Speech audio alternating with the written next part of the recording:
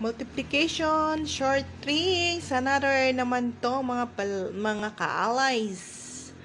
Ito siya, gawin natin is, yan, i-drop down lang natin ang 4 sa box.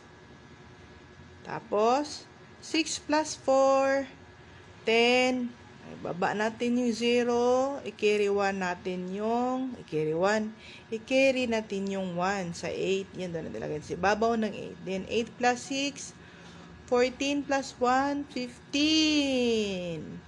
Baba natin yung 5, i-carry namin natin yung isa. And then, 5 plus 8, 13 plus 1, 14. Ayan, baba natin yung 4 sa box. And then, i-carry natin yung 1. Tapos yun, ibaba natin ang 5 sa box.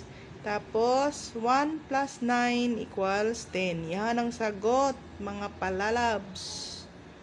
Yan siya. Aking maka-allies pala. Thank you, thank you.